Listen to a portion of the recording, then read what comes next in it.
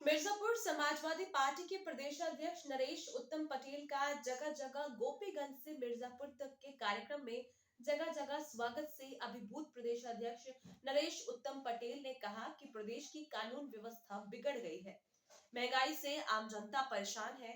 ऐसी सरकार को उखाड़ फेंकने के लिए जनता चुनाव का इंतजार कर रही है। इस सरकार के कार्यकाल में समाजवादी एम्बुलेंस से समाजवादी नाम हटा दिया गया, समाजवादी पेंशन से समाजवादी नाम हटा दिया गया, यूपी डायल 100 नंबर को 112 में तब्दील कर दिया गया। जो काम समाजवादी सरकार में हुए उन्हीं को अपना बताया जा रहा है।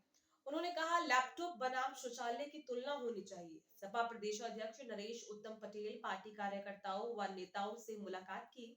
पत्रकारों से बातचीत में उन्होंने कहा कि वर्तमान में स्थिति ऐसी है कि लोग बेरोजगार हैं, उनके हाथ में काम नहीं है। यह भाजपा की गलत नीतियों का परिणाम है। देश में जितने भी समाजवादी विचारधारा के लोग हैं, उन्होंने हमेशा गरीब, मजदूर और किसानों के हित में कार्य किए हैं।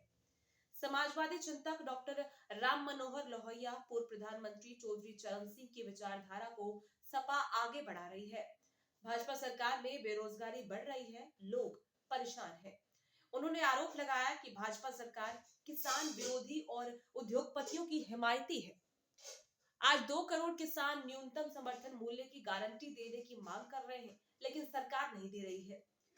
प्रदेश में केवल 8% किसानों से धान गेहूं की खरीद की गई, जबकि 92% किसान अपनी उपज बिचौलियों को बेचने को मजबूर है। भ्रष्टाचार व अपराध चरम पर है। ऐसे में सरकार को सत्ता में रहने का कोई हक नहीं है।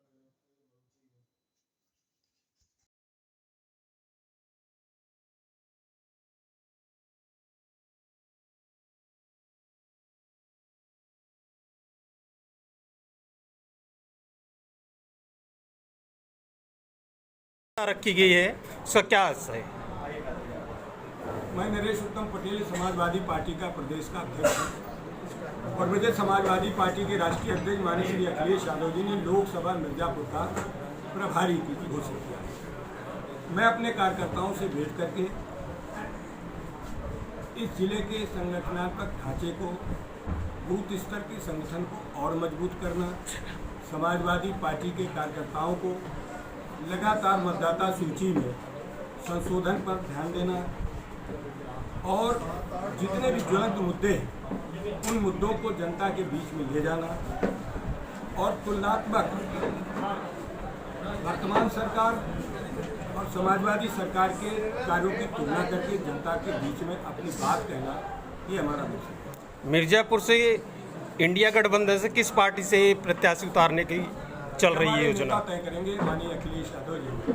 जैसा कि वर्तमान में ये देखा जा रहा है कि भावी प्रत्याशी के रूप में महिला प्रत्याशी का पोस्टर दिखाई पड़ रहा है, उसके बारे में क्या कहना? मैंने कहा कि समाजवादी पार्टी का राष्ट्रीय नेतृत्व जिसे भी प्रत्याशी बनाएगा वो चुनाव लड़ेगा। 2024 को लेकर हमारी रणनीति है कि भारतीय जनता पार्टी की झूठ की पोल खोलना। बीजेपी ने जो जनता के साथ धोखा किया, छलावा किया, कहा 90 दिन के अंदर महंगाई खत्म कर देंगे। 10 साल हो गया, इन 10 सालों में महंगाई आसमान छू गई। यहाँ पर हर चीज महंगी हो गई और भारतीय जनता पार्टी ने कहा था कि हम 2 करोड़ लोगों को प्रतिवर्ष रोजगार देंगे, नौकरी देंगे।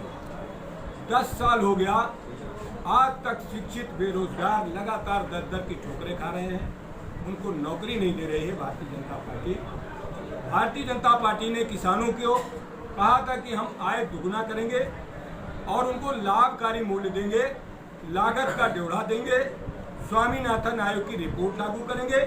स्वामीनाथन जी का देहांत हो गया, लेकिन भारतीय जनता पार्टी ने स्वामीनाथन जी की आयोग की रिपोर्ट को लागू नहीं किया है।